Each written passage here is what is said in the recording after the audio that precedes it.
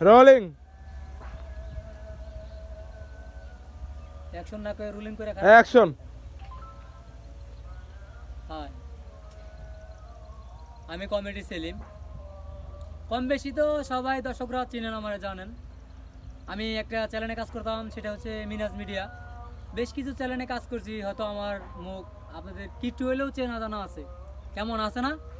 আমি এখন কাজ করতেছি হিরো নাসির একটা ইউটিউব চ্যানেলে। আপনারা এই চ্যানেলটা সবাই সাবস্ক্রাইব করবেন, আমাদের জন্য দোয়া করবেন। আমরা যেন আপনাদের ভালো ভালো ভিডিও দিতে পারি।